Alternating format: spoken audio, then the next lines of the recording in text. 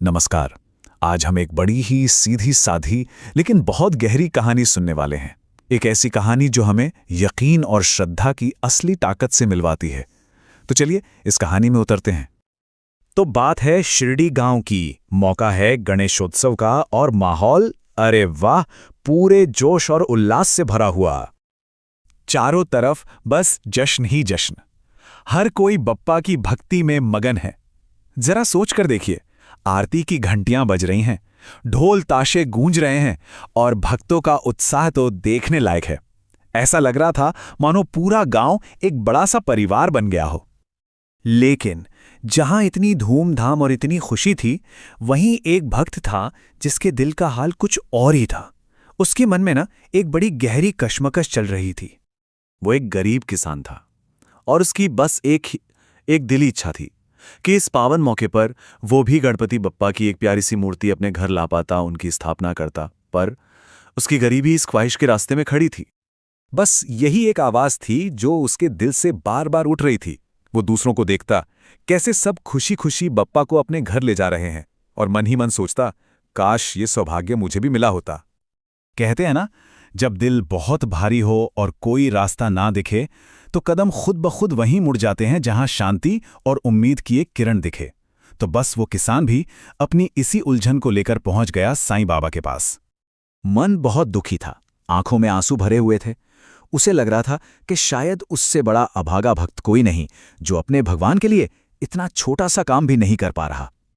अब बाबा ने जो कहा ना, वही इस पूरी कहानी का आप कह सकते हैं सार है। उन्होंने किसान के आंसू देखे और बड़े प्यार से मुस्कुराते हुए बोले, अरे बेटे, जब मन में सच्ची श्रद्धा हो तो बप्पा को लाने के लिए पैसे की जरूरत नहीं होती, बप्पा तो दिल में बसते हैं। और फिर बाबा ने उसे एक बहुत ही सीधा सा रास्ता दिखाया। उन्होंने उसे एक नारियल दिया, कुछ फूल दिए और कहा, ये लो, घर जाओ और पूरे मन से इन्हीं की पूजा करो। अगर तुम्हारी श्रद्धा सच्ची है तो भगवान खुद चलकर तुम्हारे घर आएंगे। बस इतना सुनते ही किसान के मन का सारा बोझ जैसे उतर गया।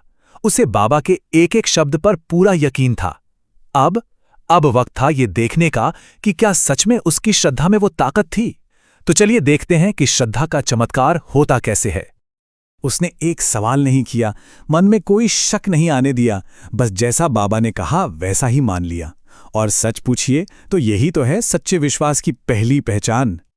तो वो घर पहुंचा और उसी नारियल और उन्हीं फूलों को बप्पा का रूप मानकर पूरे दिल से, पूरी श्रद्धा से उनकी पूजा में लग गया। वो अपनी पूजा में ऐसा डूबा कि उसे वक्त का कोई ख्याल ही नहीं रहा। और फिर ठीक उसी रात एक ऐसा चमत्कार हुआ जिसके बारे में उसने कभी सपने में भी नहीं सोचा था। अचानक दरवाजे पर दस्तक हुई।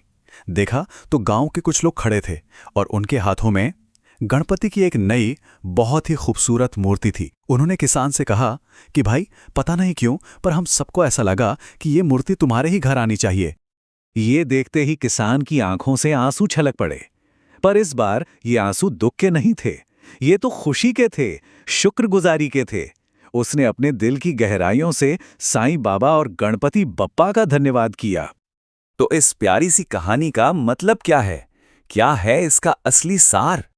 देखिए, ये कहानी हमें यही तो सिखाती है कि भगवान को पाने के लिए दिखावे या पैसे रुपए की कोई जरूरत नहीं होती। अगर दिल में सच्चा प्यार है, अटूट विश्वास है, तो भगवान खुद कोई ना कोई रास्ता बनाकर भक्त तक पहुंच ही जाते हैं। और आखिर में ये कहानी हम सबके सामने एक बहुत बड़ा सवाल छोड़ जाती है कि आखिर ये श्रद्धा, ये विश्वास, इसका असली मतलब है क्या? क्या ये बस एक एहसास है या उससे भी कहीं ज्यादा कुछ और? सोचने वाली बात है ना। अगर आप भी साईं बाबा पर विश्वास रखते हैं और रोजाना उनकी ऐसी चमत्कारी कहानियां सुनना चाहते हैं तो अभी हमारे चैनल को सब्सक्राइब करें और बेल आइकन दबाएं। आपका एक क्लिक साईं बाबा का नाम दुनिया तक पहुंचाने में मदद करेगा। ओम साईं राम लिखकर कमेंट करें अगर आप सच्चे भक्त हैं।